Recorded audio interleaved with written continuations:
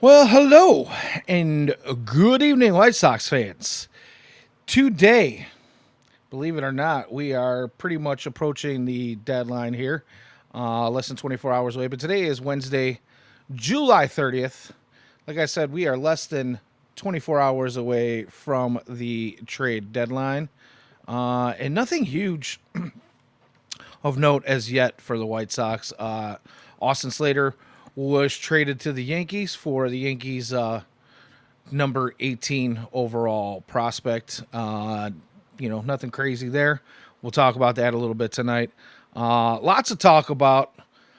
But before we get into, let me just say this: I haven't even introduced you yet. The guy that's going to be talking with me tonight, as you all are aware, and has been with me all season this year, is Jacob Thome. How you doing, Jacob? We're hanging in there. We're hanging in there. Nothing to complain about. Yeah, absolutely, man. We've been watching some pretty good White Sox baseball here, so yeah, absolutely nothing to complain about. I have some complaints outside of what we've been watching on television here, but we'll get into that. I've got so much to say tonight, and a lot of it has to do with what I'm seeing on the socials. But I digress. I am going to start the show a little bit, and you might have to stop me a couple of times tonight because I have some rants that I might go on, but like I said, we'll get into those things. But before we get into White Sox baseball, I wanted to just throw it out there that my pseudo niece, very good friends of mine, their young 14-year-old daughter, is playing in the what is it? I want to make sure I get this right, or at least close to right. It is the Junior Little League or Junior Softball Little League World Series in Kirkland, Washington, right now. Dude, 14U. It's basically the equivalent of the boys Little League World Series. They are representing the Central team out of Evergreen Park. Mackenzie Norbut, I call her my niece because she's been calling me Uncle Danny since as long as she could talk. Her older brother is a St. Rita kid. Go Rita, go Mustangs. I am a Rita guy, but he's also a hell of an athlete. But right now, this is her time, man. She's really shining out there. Local Southside-ish, Evergreen Park Little League team, girls softball team is rolling. They are the only team in pool play so far. 4 games of pool play that is undefeated. They have won most of their games pretty handily. With I think the only game that was close was the other day against Milan, Italy. They won by 1 run. Today they beat the pants off the team from Puerto Rico with a 12-5 win, but they have been scoring anywhere from like 12 to 16 runs a game and just dominating. If you guys are friends of mine on Facebook, you can see I've posted some of the highlights from that. But I just wanted to say how proud I am of these girls and my niece Mackenzie. She literally crushed a bomb yesterday to start the scoring off in that game. 3-run homer. I mean, it was well out of the park, over the berm behind the left field fence. So yeah, just fun, exciting stuff to watch. Proud to have watched her grow up and watch her play ball throughout the years. Just really amazing young lady, and the group of girls she's playing with are awesome too. So I wanted to shout that out. If you guys are interested in checking that out, all the games are being televised on ESPN Plus. So just something to check out. I'll be posting some highlights later on as well too. So just wanted to give the girls a shout out. We're all pulling for you. They're going to begin the elimination play here, I believe tomorrow or the day after. So top 8 teams from all the rounds and make it. They were, like I said, they were the only undefeated team in our round play. So yeah, man. Yeah, I mean, pool play.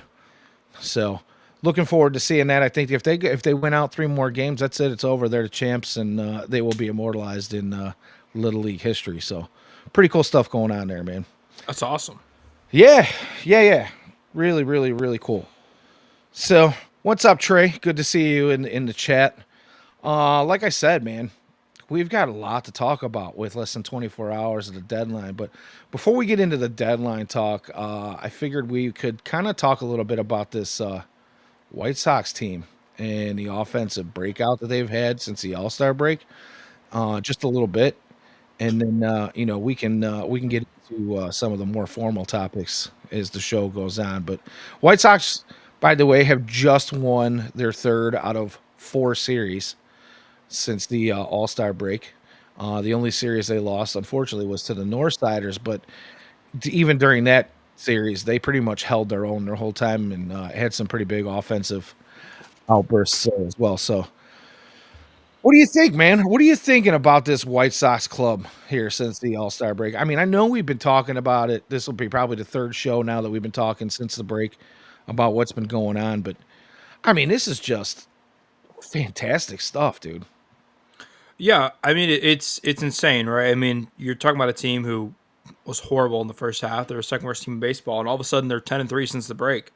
Um, and I mean they're not winning lightly, and they're not beating like weak teams either. Like the Pirates, sure, they're a bad team, but like they've taken now 2 or 3 from the Phillies. Should have taken 2 or 3 from the Cubs. I mean, you can make that argument that they should have won that last game. I mean, that's two Yeah, division the leaders in the interference NL, thing was kind of weird, but right? And then you add in, a Rays team who is, currently up on the Yankees right now. They're in the chase. They're in the middle of the the AL East. I mean, this team's starting to figure some things out, especially offensively. I mean, and it's really been cool to see the young guys, right? I mean, it's cool to see Talkman, but what you're really looking for is, Montgomery's now hitting a ton of bombs. Vargas homer today, Teal homer today, Carroll homer today. I mean, everybody's homering and playing really good baseball. Um, and it's been a revolution on the south side, and it's been a really fun last 2 weeks to watch. yeah, agreed, 100%. I made a tweet earlier about there's a lot of folks. So if you pay attention to the socials at all, and I have a difficult time getting involved. I do this every few months where I'm like, all right, I'm going to force myself to post a little bit more and kind of put some thoughts out there. But man, I struggle with it because the socials, no matter what one you're on, the Twitter people will say Facebook's a toilet. The Facebook people will say Twitter's a toilet. I say they're both toilets. I say most of them are toilets because the absolute there's a lot of factless thoughts put out there. Things are done purely by emotion, and people get to saying things that are just ridiculous to me. And it's very difficult for me sometimes to bite my tongue, but I want to be the bigger man instead of, because really what I want to do is I just want to go out there and start calling people idiots and fucktards and retards and whatever else. And I know you're not supposed to use those words. And this is a family show. Usually I don't do a lot of cussing, but whew, and I'm sorry. I apologize for that for anybody who's listening. It's I just have a tough time with that. Like I'm not the keyboard warrior type per se, but at the same time, I'm not one to usually pull punches and tell you sound stupid. But I have to when I get on the socials, and especially when I want to represent the brand FutureSox in a at least halfway decent fashion. So, oh, good evening, Toss. How are you? Ian, am I back? I don't know. He says he's telling me that I'm frozen in time here on the chat, but I don't know if what's You're going back on on. my screen. You're moving around. I could see on my screen. So I think Did I glitch out for a minute there? I you don't were know. frozen for the first solid 2 minutes, but then I went to go check, and you started moving. So Oh, I didn't did you feel like. hear any of what I was saying? Yes, Like, no. audio was great. You just Oh, weren't just moving. potatoed on the screen. Okay, cool.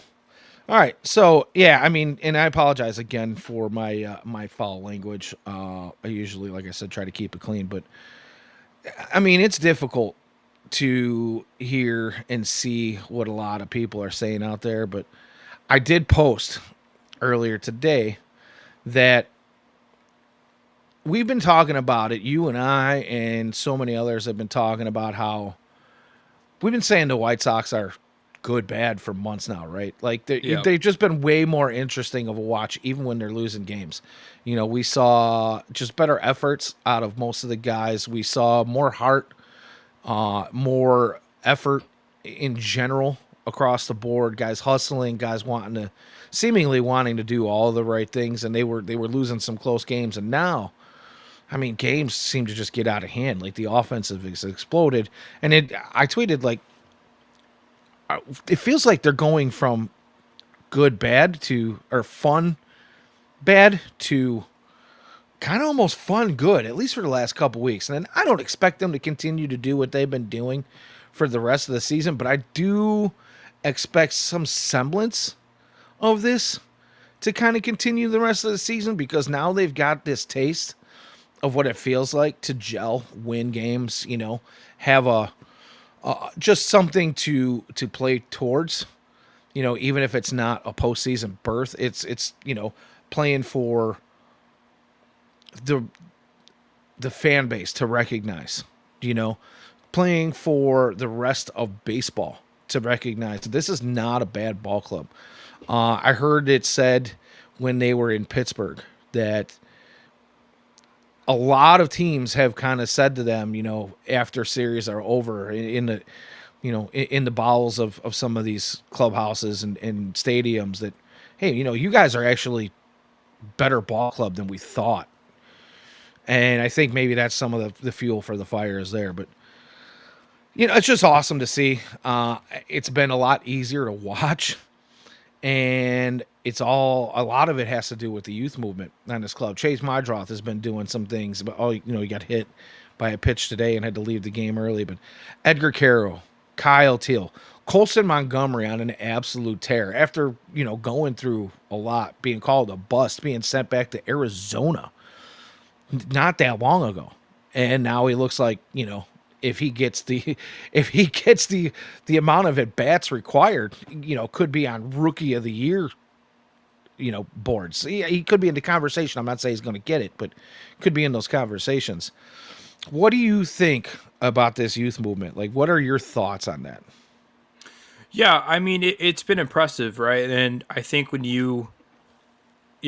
look at the bat part of it, I mean, the arms have been just as good as well. I mean, you look at the bullpen. I mean, Vassell, what Shane Smith did in the first half, and all that, and then you look at you've obviously have Mydroth, who is hit a little bit of a cooler, but then Vargas hit a home run today, as I mentioned, and he's starting to heat it up out of the break.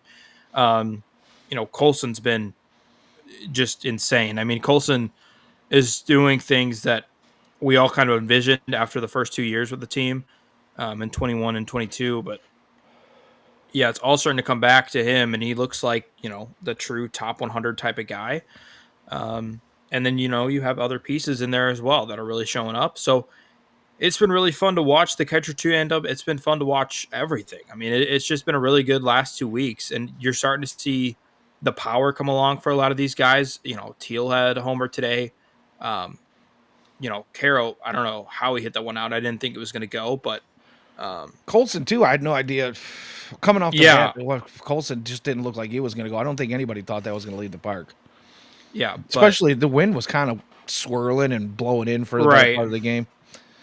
It's just pretty awesome stuff to watch all the way around. And it's been the top to bottom of the lineup. Everybody has been kind of contributing in one way or another. So when one guy has a game, like you said, Mydroth has kind of chilled a little bit. I wouldn't say he's completely cold. He's still getting a hit here and there. It's not like he's going over for 5, 6, 7 games in a row. He's getting on base. He's walking.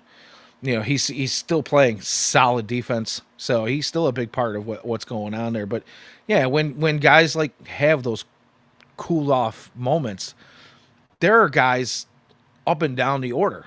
It's not just the guys in the middle or at the top of the order. The bottom of the order is doing things that you don't typically see from this White Sox ball club. yeah. Okay. All right. My audio cut out. I'm sorry. What did you say?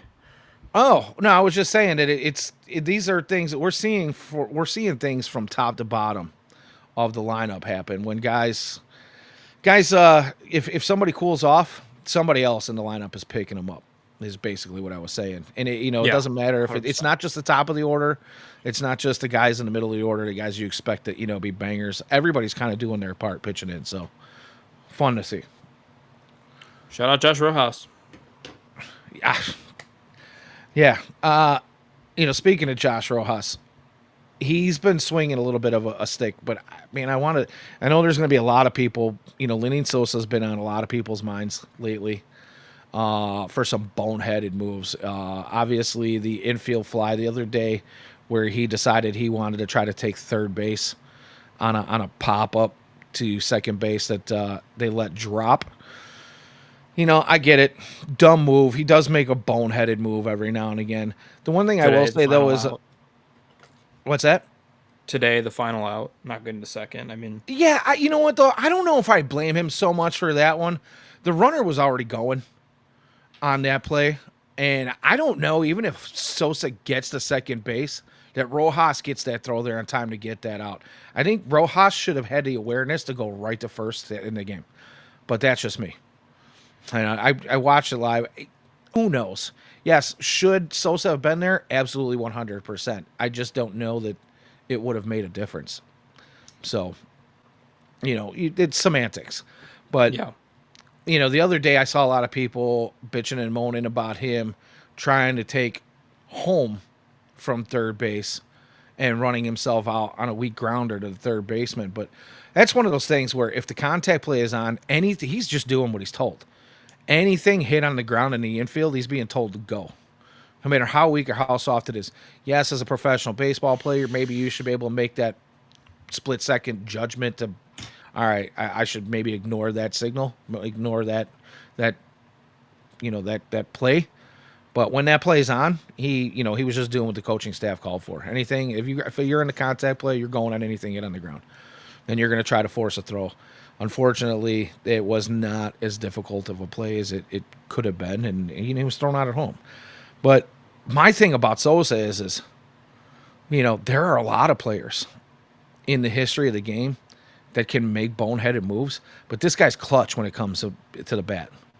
He has been one of their more solid hitters for the entire season, and I know that doesn't say a lot for this team the way they were offensively producing early on, but at the same time, to me, it says a lot because he was one of the people that when nobody else was performing, he was at least putting something out there. So, I would take that any day. I am not ready to throw this guy under the bus. And you can call me biased. Yes, I've been saying I'm a fan of his for a long time, but I'm just trying to read between the lines here. The people that are ready to just dump on this guy over and over and over again, I'm just sorry, folks. Like, you could have said that about so many baseball players in the past. And whether it's a defensive gaff or a base running gaff here and there, what he's doing with the bat far outweighs any of those things, in my opinion. Do you have any thoughts on that, Jake?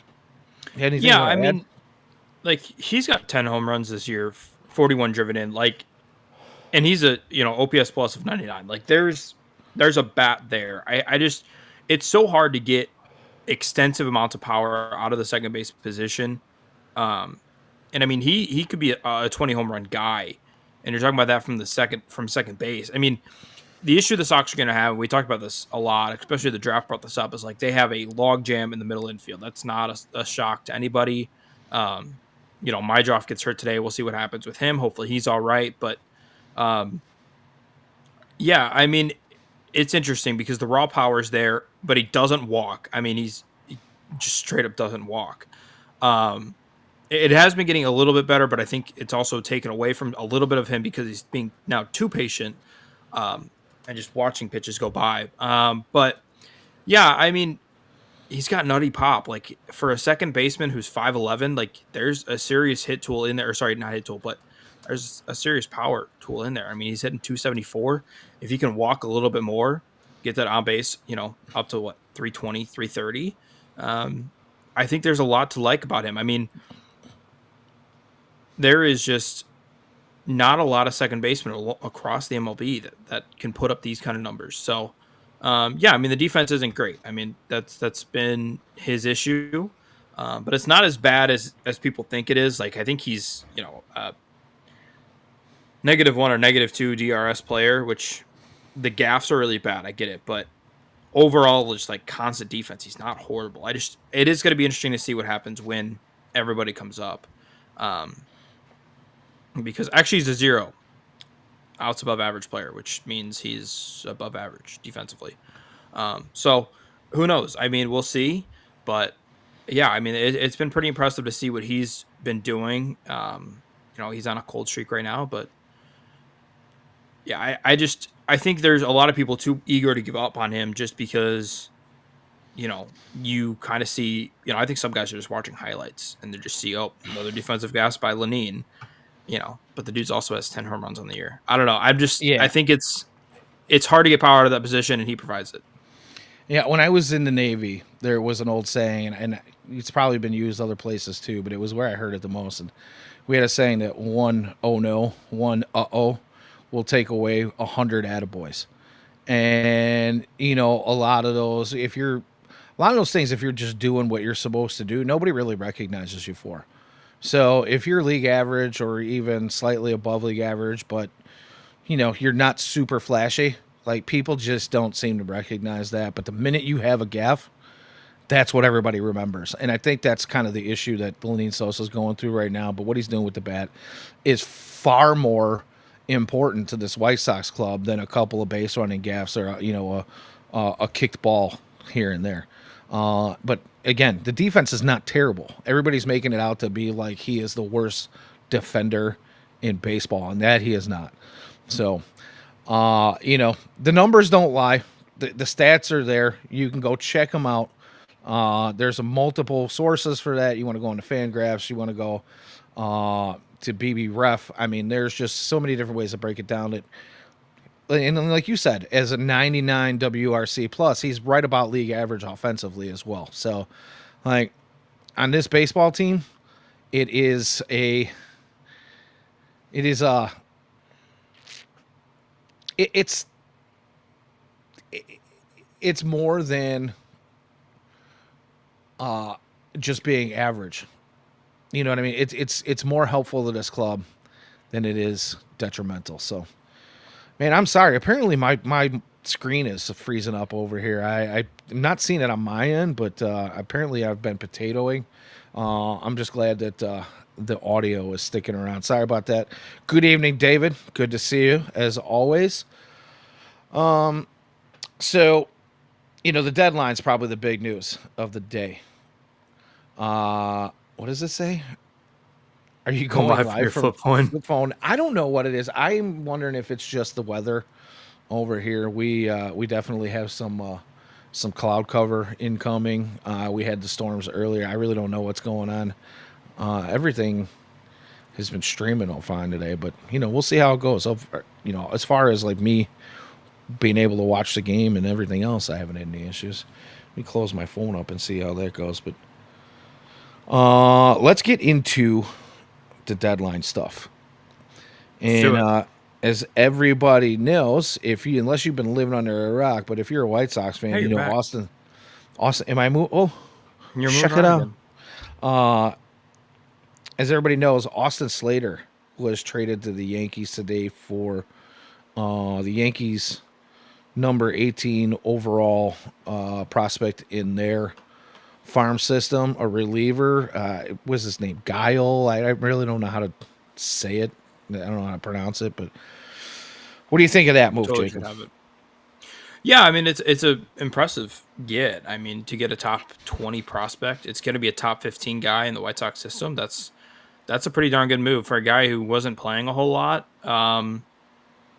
Yeah, I think everybody made fun of Getz for you know that being their number one trade target, but it makes sense. I mean, everybody's looking for a platoon bat in the trade deadline, and they move off of him and pick up a top 15 prospect. So I would say money well spent.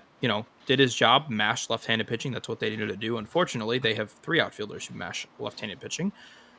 So he's the one to go. There might be, there's potential for more. We'll get into that later. But yeah, it's been a fun rumor base, but a good deal to start off the trade deadline. Agreed. Really, not a whole lot to talk about there, other than what you said. Obviously, just to get anything back for a guy who was only playing sporadically here and there throughout the season. But when he did, he, like you said, he did damage to lefties. To be able to get that kind of return, pretty nice. Who knows? Maybe this guy can break the ball club at some point as a reliever. White Sox have no shortage of pitching. And as it's been said many times over and over, you can never have too much pitching. Pardon me. So, yeah, no complaints here. But having said that, I think we should get into, what things might or might not look like here over the next 18, 20 hours or so. Yeah, okay, so I'm going to address this comment in the staff really quickly. David Raka, I hope I pronounced that right, says the kids are awesome, but please give due respect to Will Venable's staff. I think we have been all season. I think we've been talking about the changes that this ball club has made, basically from top to bottom, from the front office down to the lowest levels of the minor leagues, and the addition of quite a bit more personnel, even if you're not hearing about some of these people in background roles. But yeah, especially what's been going on the south side with that coaching staff and what they've been able to put together and take a team that had no heart and kind of no effort and just had a bad look to them the last couple of years. And I still think, even if the White Sox don't get to 60 wins this year, I still think Will Venable should be in Coach of the Year conversations. Yeah, 100%. I mean, listen, this has been the show that we've praised, Will and definitely Chris. I mean, I've come out as a major Chris Getz supporter. Um, yeah, I mean, it's been impressive. I mean, it's not. I don't really care about the win loss this year. I truly don't. I mean, it's about getting the number one overall pick next year, or at least the best odds to get that, in my opinion. But just the oh, the word escaped my mind. Culture. There it is. That has been This T exemplified on the word. field. Yeah, that one. It's been impressive. Um, you're seeing guys run down the hard down the paths. I think the platoon stuff's been fun. Guys are hitting in the right situations. Everybody wants to give them crap for Caro and Teal not playing together. I personally supported the decision, and those guys have now played back to back days, which I think makes sense now. Um, yeah, I mean, there's also thought that there was a ton brought in on the analytical side. It wasn't just Will Venable, who is a guy who's an analytical guy, but there was rumored to be over 45 analytical staff to be brought in this offseason. So, um, it's a smarter ball club. They're playing good right now. Will deserves all the credit they in the world. Chris as well. So excited about these two going forward for sure. Best manager since Ozzy. Yeah, I'll go with that. I'll definitely go with that. I don't know if the bar is real high on that. I was a Renteria In, guy, but other than that, so you know what? I was about Ricky's Boys Don't Quit. He was very good at getting the most out of players. My biggest knock on Rick Renteria was some of his very poor in-game decision-making skills. Uh, but as a guy who was able to connect with players and get the most out of those players while they were in the game, absolutely. And I think he did the job that he was meant to do, to be the bridge to gap that rebuild into what was supposed to be the competitive years. I just think the White Sox gaffed once they let Ricky go and hired TLR. I think that was a I'm not going to get into it. I've said yeah, my piece on that 1,000 times over. I don't care if he's a Hall of Fame manager or not. But yeah, there was a cultural issue, and I kind of have it in me to blame it a lot on the coaching staff that was there at that time, and I'll just leave it at that. So, yeah, obviously it's come up in the chat. We might as well just go ahead and get into it. We've said it a few times now. Trade deadline ends in less than 24 hours. There has been a ton of talk the last few days about Luis Robert Jr. and the interest that he's garnering from a couple of teams. I think that 8 team prediction, the teams, there was 8 teams that were in on him, is as little as a week ago. I think it's down to like 3, basically, realistically, right now at this point.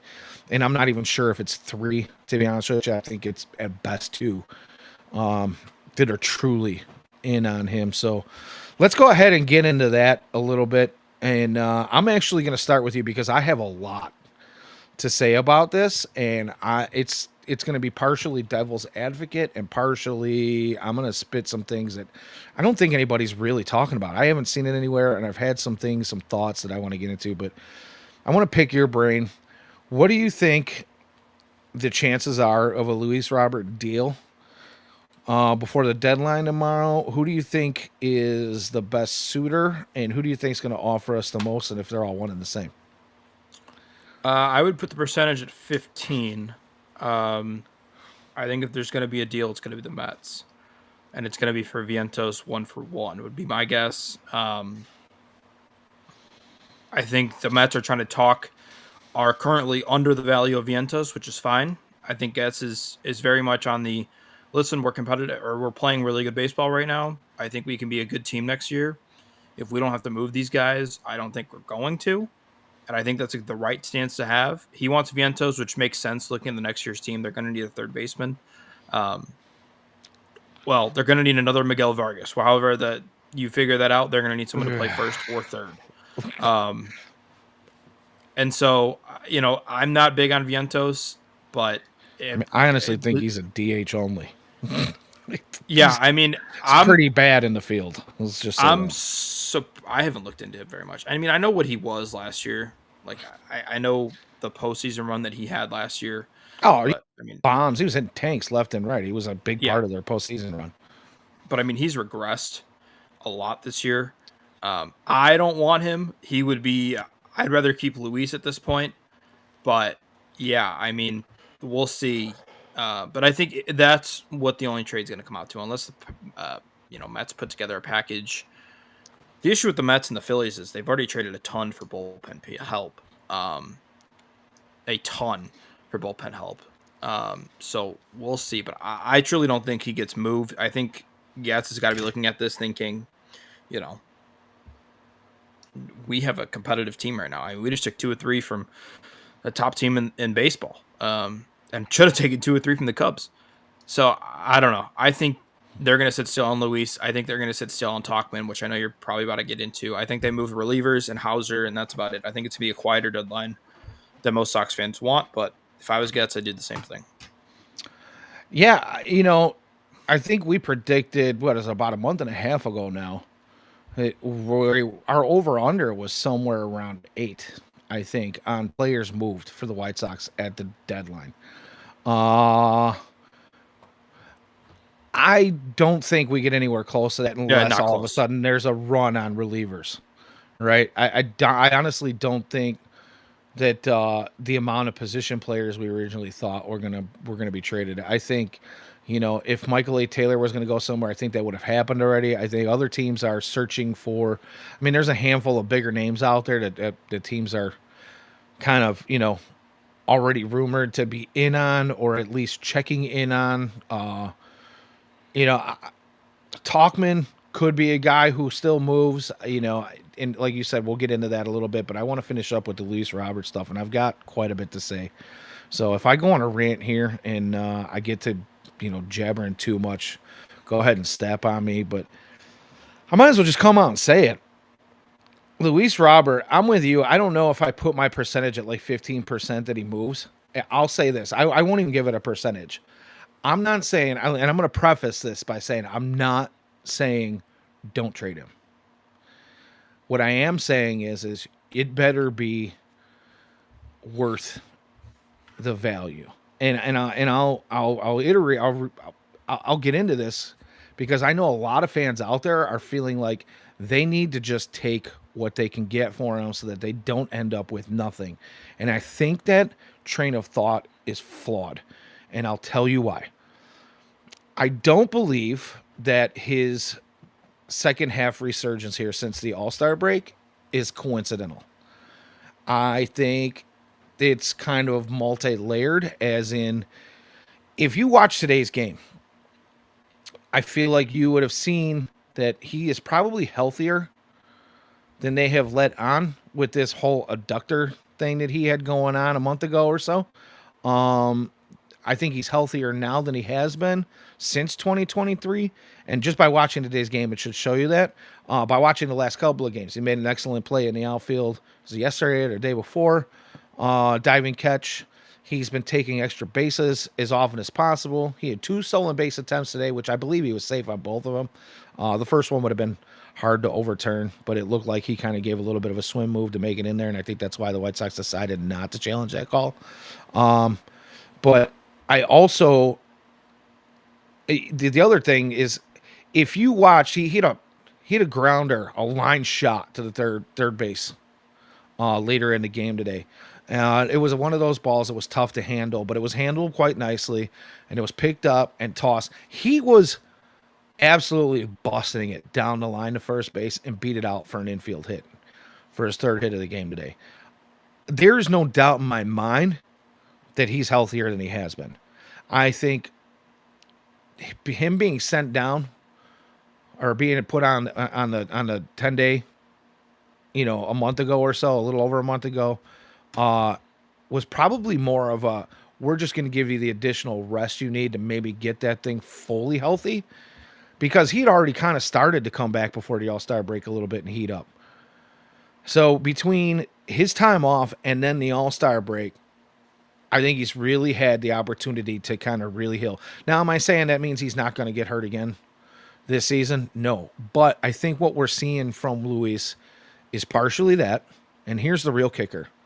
The reason I say you cannot let him go for just whatever is because I think somebody got in his ear about the fact that you have a $20 million club auction next year. If you get traded away, nobody in baseball is going to pick that up outside of the White Sox. The White Sox are the only team that is going to pay you $20 million a year if you do not get signed. So you don't think that somebody got in his ear recently and told him, like, hey, you want to make that money?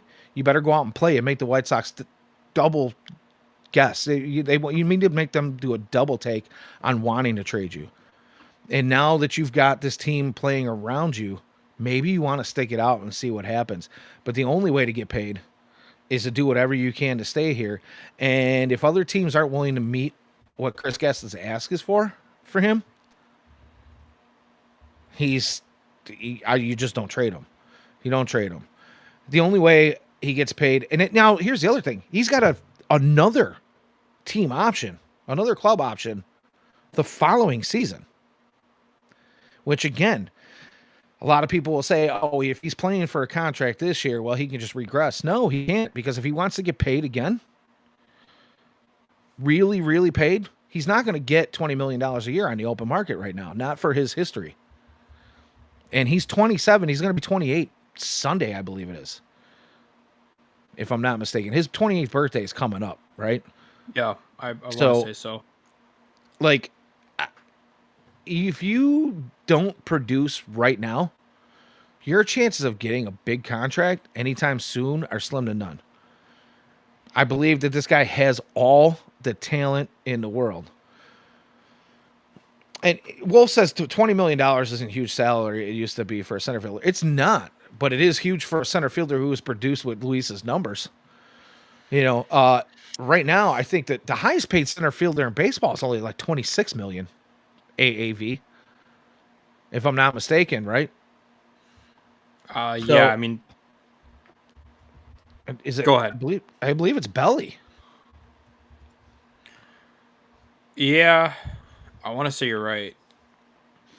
I mean, so, PCA is probably going to reset that. I mean, that's possible. You don't know who it is, but right Belly's now, not even a center fielder anymore. No, well, that's true. I can't remember. I think the highest paid center fielder in baseball is $26 million this year. It's Belly with 26 mil, and then Springer at 20. But Springer's also not. Right. You want to know who it is? Oh, take a guess. I'll give you a hint. He plays in the NL West. The NL West. Oh my God, why am I drawing a blank? Guy who hasn't been playing up to par at this point, right? No, I'll put it out there. Young Ho Lee. That's the highest paid center fielder in baseball. And His what's he making right international now? contract 18.8 mil. Julio's next at 17.4. Right. So $20 million And for then a center Buck. fielder is actually big money. Big Yes. money. And for a guy who's produced the way Luis Robert has the last year and a half, huge money. So Yeah. nobody's giving him that. The thing is the White Sox have the payroll to play with. So if he doesn't get traded for what the White Sox think he's worth right now, re-signing him next year is not a big deal. Now, there's a third part to this as well. Everybody wants to say if the White Sox don't trade him and they keep him and he sucks the rest of the year, fine, whatever. You don't take you don't take his club option. You have to take his club option. Honestly, if you don't trade him, because if you don't, and the White Sox will pick up that club option if he's not traded this year, because then you have to hope again that he has at least a good first half so that you can trade him again next year. Otherwise, you have given him up for nothing. Now, here's the thing. Everybody wants to act like that $20 million is their money coming out of their pocket. What we're forgetting now is there is a new part of the ownership who, if you think he doesn't have any say in how the money is spent right now, if you think that for any reason Jerry Reinsdorf is going to shoot him down 100% without him having any say, if you think he took that spot on ownership without having any say, I mean, we're talking about a guy who's a property juggernaut and a leader of some of the biggest hedge funds in the world. He's going to have some control over what's going on. He may be injecting some money into that payroll. I think you almost have to get into Luis Roberts' head and say, you know what, your best chance of ever getting a big payday might be staying right here with the White Sox. And you got to be telling other teams that there's no way you're prying them away from us for garbage. You're not going to be like Mark Vientos. Sure, he's a home run hitter. He did things last year that he's not doing this year, but he doesn't have a position on the field. So I don't feel like that's a fair trade. Like I'm Luis Angel, Luis Aniel Acuna. He is definitely not his brother. Yeah. And he, I'm just, we're gonna throw it out there right now, or his cousin, or whoever the hell it is, his brother, right? Yeah, they're Older related. brother. That's his Yeah. brother. So like, yeah, no. And then the other couple of names that you're getting thrown out there, I don't think the Mets are even willing to part with. So and if Philly was in as much as they said they were, I don't believe they let them play him today in the closeout game, less than 24 hours away from the trade deadline. Are you gonna, if you're really in on Luis Robert Jr. and you're closing out the third and final game of a series in which you've already split the first two games with the White Sox? Are you, and it's cold and rainy at a 3.5 hour rain delay, 3.5+ hour rain delay? Do you really let Luis Robert Jr. play against you if you're pushing to get him? Maybe. I don't know. Dombrowski's done some crazy things in the past. And he's one of those guys who will shell out money and give away, prospects to get what he wants. But I don't know. It's just me. Do you have any thoughts on any of the things that I've said about Luis Robert and why I think there's a really good chance he doesn't get traded? I do. Quickly, old friend alert, as the chat mentions, Soroka to the Cubs. Yes, indeed. Shout out. Dude's got a 4.87 ERA this year. So, anyway, no, I do have a lot of thoughts. For one, Luis Robert Jr. has been extremely good since coming back off the IL. Last 15 games, he got an OPS of 990. That's pretty swell. But even before that, like his last 30 games, he has an OPS of 878. That would rank you second currently in majors for center fielders in OPS. Buxton's one, and then you'd be beating out PCA, who's in second with 868. What I'm saying is there's a lot of thought of like, oh, he's not playing well, but like, I think some baseball fans realize that like, it's not a really good offensive position in baseball. Like center field is a notoriously bad position offensively right now. I mean, it's kind of like second base, and like, dude, like Andy Pajes is fourth, Trent Grisham is third, and OPS for like the position. I don't know. And the other issue the Sox have is like there's nobody to call up. They don't have any outfielders in their system. Braden's going to get called up next year, but he's not a center fielder. Like straight up, he's a corner guy. Um, yeah, I just and there's not one in the system at all. Like they don't have outfielders. Like Drew Baker is your best outfield prospect, other than like Wolko, who like again corner guy. Um, yeah, I don't know. I think if you add a DH this year, like a true 40 home run guy, like we've talked about, like they A could be Schwarber, uh, if right. you If you could add sign Schwarber to this Schwarber in the lineup, offseason, you go out, you get a I first just baseman. I think they're closer than everybody realizes. Which I know White Sox Twitter is going to hate because everybody's down around there, but like they're close. Like not to being a World Series contender, but like they in this division, like they could be second in the AL Central next year. I wouldn't be shocked at all. No, Especially if they no, add in I the think the offseason. So I biggest. don't No, go ahead. I'm sorry. I mean, I just don't think there's a need to move a lot of these guys. I think that you're only moving guys who are expiring at the end of the year. Hauser's gone, any reliever on a 1-year deal. That's really all I think that's going to get traded. Maybe Michael A. Taylor, but like you said, I think if the deal was there, he would have been gone already.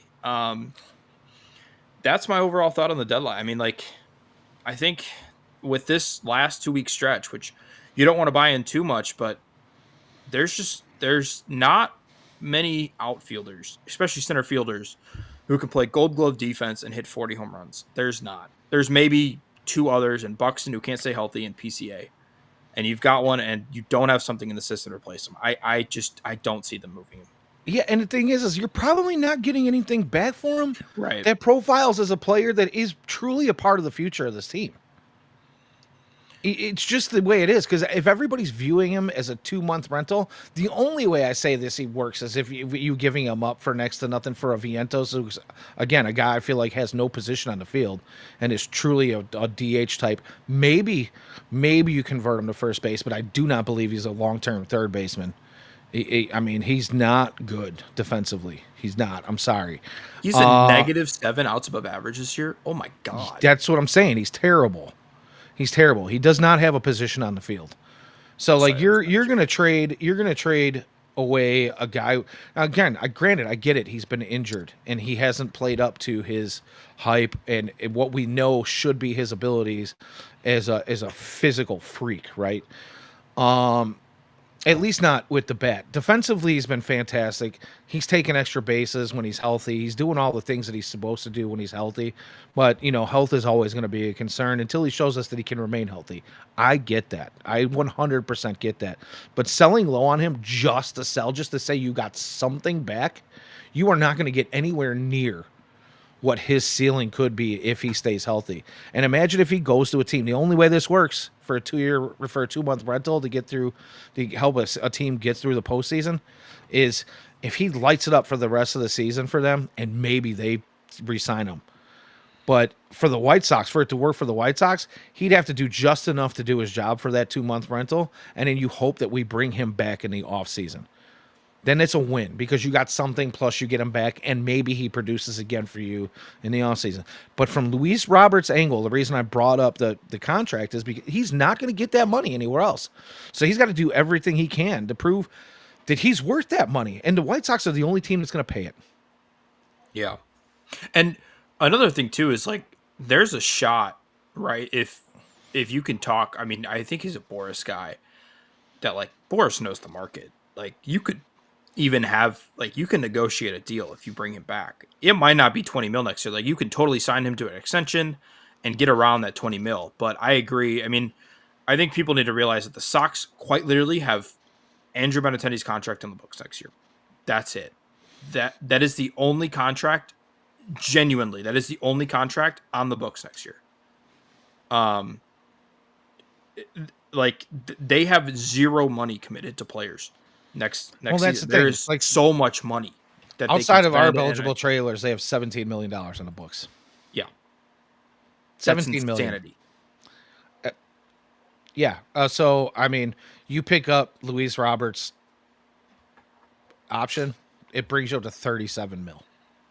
Right. I mean, what are we talking about here? And like I mentioned, we have a new piece of ownership who everybody's known and talked about for the last few months, who is thought to be injecting some finances into the club, whether it be towards a new stadium, whether it be towards player payroll. Nobody really knows. That hasn't been talked about yet. But I find it odd to think that it would be crazy to think that he doesn't have some say so on what goes into the payroll or not, especially if he is hoping to be the majority shareholder in the next 4 years, 4 to 5 years, right? I mean, I just don't think that you can look at what him and his brother have done with the Phoenix Suns and say that they're not going to do something with this White Sox club. Now, whether or not the Phoenix Suns have been successful in what they've done, they have thrown some huge contracts out there. They've thrown a ton. They have injected so much money into that basketball team. You can't think that that's not at least partially going to start almost immediately with the White Sox team. There's going to be something that happens. Mark my words. These guys aren't just going to sit back and wait for 4, 5, 6 years for them to finally say, okay, now we have majority ownership. Now we can start doing something with it. To me, that would be ridiculous. You're going to start investing in the future of your investment, I should say. You're going to start injecting money into that investment as early as possible to try to get the returns as quickly as possible. Scared money doesn't make money. So it just is what it is. I got some stuff here in the chat I wanted to get quickly to. add on that. Yeah, go ahead. No, please do. No, I mean, like I don't think people realize how rich the Ishbia brothers are. Like they would be the second richest owners in sports, or not in sports, in baseball, behind Cohen of the Mets. Their baseball, like Justin's a huge baseball guy. All right, Matt. I'll figure it out by 2029. Like they're baseball people. Like Justin's the baseball guy. Matt's the basketball. Yeah. Okay. Yeah. There we go.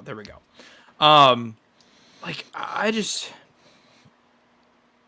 find it hard to believe that like he's 5 years away, but if you start pushing money into the team now, like it's gonna be there for you. Also, it's not like he doesn't have stake in the team currently. Like he still is the biggest minority owner. Like he just bought up everybody else. He's got to be pushing over 30% ownership, if not into the 40s. I don't think it's that high, but you don't think but so? Still, I don't think so. But yeah, he's up there. So yeah, I agree with you. I think they're going to push some money this offseason. No idea what it's going to be at or what they're going to get, but even if they don't, like even if you're just using Jerry's money, like I think Jerry would give enough money for you to bring him back.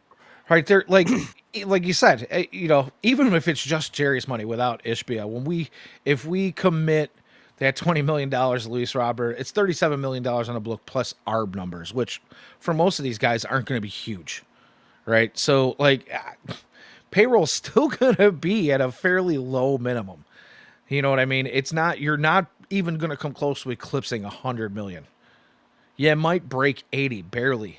And that's including like maybe an off-season acquisition or two in there. But I don't really see them doing much in the off-season unless they are trying to be way more competitive, like we've talked about, and go out and sign a true first baseman and a true DH. And maybe go after, if something happens to come up, maybe you pick up another, reliever or outfielder or something in there. But obviously this team is loaded with pitching. We've talked about it for weeks now. The amount of Tommy Johns and arm injuries that we've had throughout this system, between the major league club and the minor leagues, there's going to be a ton of guys coming back on inning limits next year. So I could see a pitcher or 2, 3 maybe being picked up, obviously. But I don't really expect any major splashes on that front. And we all know, like, there's just not a lot of bats in the system. So you're going to have to spend. I think that's part of the reason why they've kept payroll so low, is because they know they have to spend on bats at some point. And this is a decent off-season market for the bats, specifically at the positions of need that the White Sox have. So, agree. You know what? Why not? Why not? Just throwing it out there. So, I mean, and that's a lot to talk. That's a lot to say about Luis Robert Jr. But the main thing is I don't want to see them just throw it away for a Vientos or a Acuna Jr. Like I just feel like that's a even for a 2-month rental, it's trash. Yeah, agreed. It's trash. I'm sorry. Not Vienna. And the issue too is like you have to find a guy with more potential than Luis Robert. And I don't know if that guy exists. Like, And I want to touch this. This is the one I pulled up a few minutes ago here. David Raka. I'm sorry if I'm butchering your name, dude. I promise I'm not trying to do that. He's got the cool Tasmanian devil picture on his profile there, but he asks, why are I'm assuming he means James Fox, but why are Jay Fox and others so sure that the Sox do not pay $20 million for Roberts next year? Where else is better, even if he plays 50% of the season and we run books out there? And I'll say this, like, so James and Ian this week on the Future Sox podcast actually did talk a little bit about this. And I don't say that they're not. James actually did say if they don't trade him, he does expect them to pick up the club option. And the reason is you almost have to, because if you don't, yeah, then you look like complete idiots by letting him go for nothing. You have to, and you kind of see where it goes from there. Maybe they trade him again on next offseason. Maybe he just comes out banging. Maybe he finishes the second half of the season the way he started the second half this year, and he looks like the old Luis Robert. Maybe he comes out and does the same thing for the first half next year, and the White Sox just decide, hey, you know what? This is the piece we've been looking for to build around. Let's go ahead and do that. Who knows? But as of right now, I just don't believe, unless it's a knock him over, bowl you over kind of offer. And this is what James said. Like, if they come up with the right offer, absolutely, go ahead and trade him. I think Ozzy pretty much said the same thing in the post game today. Like, you don't just trade this guy for nothing. If he doesn't want to see the guy go away, just like a lot of us don't. And you can call us, prospect huggers and wanting to hang on to players too long. It's not about that. It's about getting the best value. And giving away Luis Robert for 2 months for a garbage pickup is just, to me, it's worth it just to keep him. I think you're better off keeping them. $20 million is a drop in a bucket for the payroll right now. So, but yeah, I don't believe James. I don't believe James actually said they don't want to pay him the $20 million. So, James, haven't seen him in a while. He asks, do you see Martin Perez back on an incentive-laden contract? Martin. they have an option. They do. It's a mutual option next year. So if they want to come back, which I mean, Martin was pitching lights out, I wouldn't be surprised. The other issue they're going to have is they've a lot of starting pitchers. Yeah, but they're also going to have again, we've talked about this. They're going to have a lot of guys on pitch limits, innings limits next year. Right.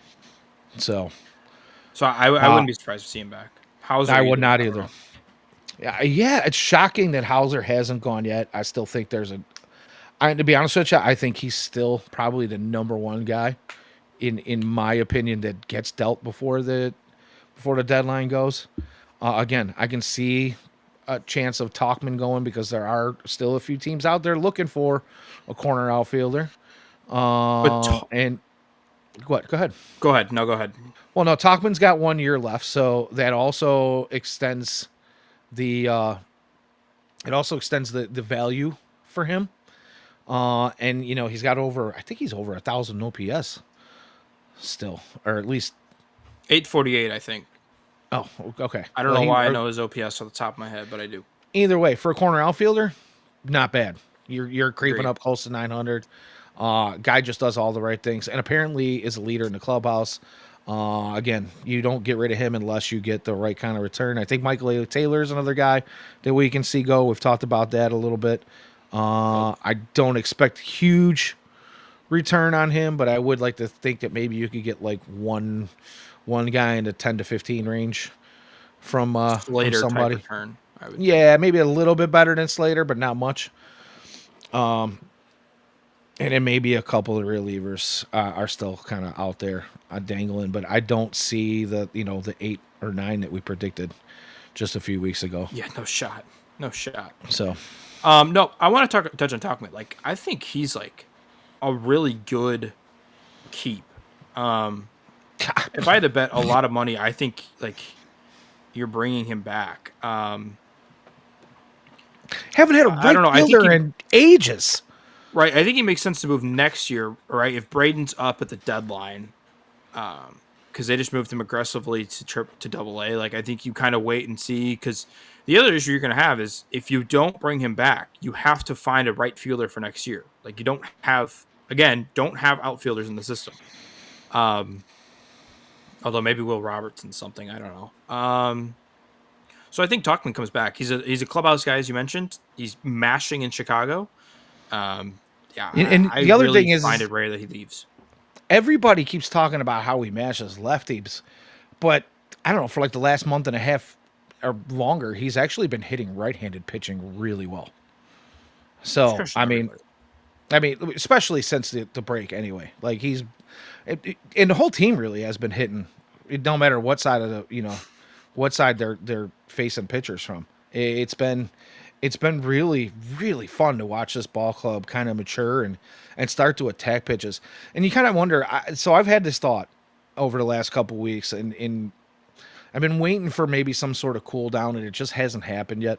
Which thank God, I'm happy for it because it's just so much more fun to watch.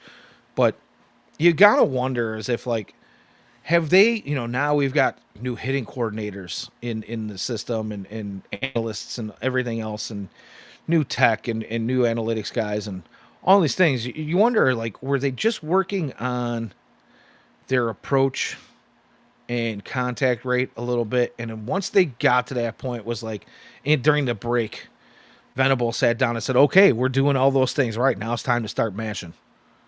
And they just let them loose. Like, were they just like, hey, hold back until your swing is like where it's supposed to be. Like, let's just make sure we get these things right before we try to attack. And now it's like, okay, everybody's pretty much got those things right. Now I want you to go to attack. And they were like, cool. Because it sure feels like it. I don't really Yeah, know. But whatever happened was like, I mean, it feels like they during that meeting they had coming out that first Friday game after the All-Star break, and it was talked about. It was an emotional meeting, and the team meeting was awesome. And Will Venable came in and said his things, and I just wonder if he was like, "All right, dude, time to take these pitchers to Pound Town." And that's right, I said it. Take them to Pound Town. there goes our monetization. Just kidding. I mean, apparently they were just like hit the fastball. Like that was the rumor is that like Venable was just like be more aggressive against fastball. And apparently that's all they needed because they just keep mashing. But like a good example of that is like Edgar Caro. Like he has 4 barrels this like past week. He was barrelless before that. Like he kind of seems like a guy where like, and I liked this with the catcher tandem of like, all right, get your base underneath you. You hit, Teal hits righties better. Edgar mashes lefties. Like, get your footing under you against pitching you can hit from the right side. Um, and now that they're starting to figure it out, it's like, all right, now let's see what you really got. Let's play against everybody. And Caro, I think, is being unleashed a little. I think he was being a little too safe. Um, which is fine. I mean, as a young player, I think you want to just see as many pitches as possible, and that's what he was doing. But now it seems like all right, now go hit because Edgar's got pop. Like there's legit pop in that bat. And now he has 3 home runs on the season. 2 of those coming this past week. Yeah, I could have said it better. Honestly, I'm not going to try to break it down too much. It's been fun. I'm gonna enjoy it while it lasts. I hope it continues. I can't continue to put up close to 9 runs a game for the rest of the season. But I think I put a tweet out last Saturday or Sunday. I think it was at Saturday night's game. Where the Sox had the best 7 game run average for the season at that point, surpassing none other than the Cubs. It was during the Cubs series that I put that out there. But yeah, I mean, they were averaging something like 8.68 runs a game or something during that 7 game span. And, that's insane. That's insane Yeah, numbers. That's a ridiculously high. I don't know if that continues, but then again, you go up against teams like Philly, and you're not facing bum pitchers, They have the best pitching staff in the league. right? You faced Shota Imagana and chased him early in the game, beat him up. Or Imanaga, Imanaga. Imanaga. I'm sorry, I said that wrong. I caught myself. I was like, wait a minute, that didn't sound right. But yeah, I mean, you're like when we were doing this against the Pirates, I was like, okay, it's the Pirates, Yeah. and we didn't get to see Skeens. You know what I mean? So it was like, all right, but then they just continue to do this, and they're doing it against great pitching, and they're getting into bullpens early. They're chasing some aces. It's ones and twos on staffs. I don't know, man. It's just fun to watch. I'm not going to complain. I'm not going to look gift horse in the mouth, and I hope it continues. Yeah, it's been a heck of a ride. I will say they did luckily avoid Wheeler, who's probably the Phillies' best, but yeah, I mean it's been fun. And shout out the pitching staff. I mean, pitching wise, they've been really good. Like they're putting out some performances. Today, Tyler Alexander, who's been a random find, Yeah, and then Vassal, like, dude, they've got some pitchers. yeah. Starting Vassal pitching's been goes really like, didn't he solid. go work 4 innings today? Yeah, fourth. 4 1/3. It I was think either 4 2. four even or four another. Yeah, something. Like, Um, I mean, it's just, it is what it is, man. So we're at the almost hour and 10 mark. Time flies when you're having fun. We appreciate everybody in the chat. So, you guys, as long as you're hanging out, I'm going to throw it out there now. We're going to do some hot takes and heaters of our own, but give you guys a couple of seconds to come up with some hot takes and heaters in the chat. And if we see anything that's worth discussing, we'll go ahead and jump in on that. But Jacob, do you have anything to add tonight before we get into hot takes and heaters? Anything you want to talk about before we wrap it up? sorry, I was reading a tweet. Hot takes and heaters, man. Who do I want to shout out? Shout out to Colson Montgomery. That was such a basic answer. That's the one thing I didn't do research for was hot takes and heaters. I know. I'm a failure. Right. I'm sorry. No. Oh, no. I'll give a good hot take. Sox for the rest of the year finish over 500. From now to the end of the year, they finish over 500. You got a prediction on record? They finish with 69 wins. Woo! Wow, that's ambitious. They just got. That's really ambitious. That's not going to happen. But you know what? Vibes are up. Vibes are up. Yeah, that's not going to happen. All right. A little more reasonable.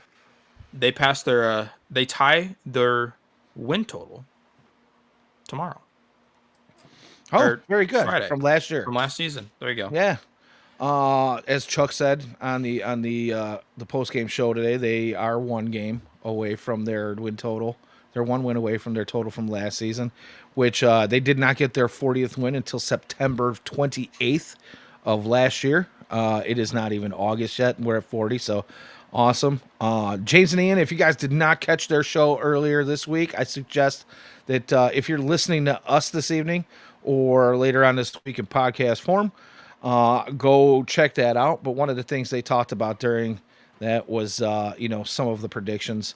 And James thought that it's going to be a bit of a stretch to do, but could you imagine them getting to 63 and 99 and avoiding a 100 loss season? And I think it's tough, but it's not outside the realm of possibility. If they continue playing the way they have been lately, I could see that happening. But I'm going to say between 60 and 61 probably for me. But still, I mean, if they do that, there's a good chance that Venable's in the conversation for Coach of the Year with a 20-game win improvement from year over year. That's nuts. So, it's I don't know, it's crazy, but that's my hot take. I think that Venable does have, and it was talked about in the preseason, but now it actually seems like there's a chance that it could be reality. So I'm gonna go ahead and throw that one out there as my hot take. And then the heater is I'm gonna just give it to the team as a whole, man, top to bottom. Everybody is doing everything they're supposed to be doing. I don't want to single any one guy out. I said my piece on some of the folks, kind of dumping on Lenine Sosa. Yeah, has he made some bonehead moves? Sure, but I mean, his value is far beyond what those bonehead moves are doing. I've always been a fan. I'm going to continue to be a fan. Call me a fanboy, whatever it is. Miguel Vargas hitting bombs, Kyle Teal, Edgar Caro, and Colson Montgomery all going yard today. Pitching staff just looks phenomenal. They're shutting down some great offensive opponents. My heater goes to the Chicago White Sox. Shout out to Andrew Vaughn. That's my heater. That's my heater. Yeah, Andrew well, Vaughn. I tweeted that as well earlier. Andre V in Milwaukee. Everybody keeps talking about, oh my God, look what he's doing in Milwaukee. I don't care. I don't care what he's either. doing in Milwaukee. He's not on my team. That's all I care about. Since he left, this White Sox team looks fantastic. Yeah, right. Is that a coincidence? I don't care what that man is doing. Maybe. It might be a coincidence. But you know what? He was never doing that with the Sox. I mean, you know what? He was a bum with the Sox. Sorry. Maybe we're completely wrong about him. Maybe he's an awesome guy and an awesome baseball player. I don't know. But since he's left the White Sox, they're a different team altogether. So that's that. I don't wish him any ill will, but great I'm not dude, mad that he's not. I'm not mad that he's not here anymore. Nope. And that's all I have to say about that. Did destroy the Cubs, so that's cool. All right. Well, thanks everyone for checking in. As always, we really love our chatters that keep us on track and give us some things to talk about when maybe we need a little push in the right direction. We appreciate all you guys. When you see us or any of our other shows live, remember that super chats are live as well. If you like the content, go ahead and donate whatever it is you're comfortable. If you don't want to donate, you can help us out by smashing the like button. Destroy it, annihilate it. Smash that like button, hit the subscribe, hit the bell to get all your noties. We really appreciate that. All that stuff helps us with the algos and everything else. So if you guys want to check out our written content, you can find that on www.FutureSox.net. And then we also have some of our exclusive content for a subscription of $2 a month to our Patreon.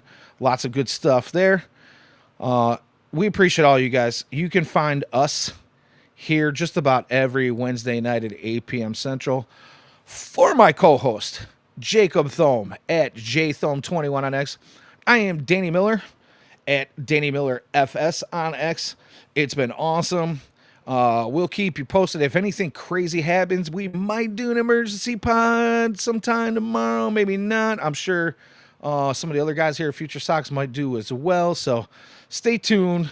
Until next time, as always, go White Sox.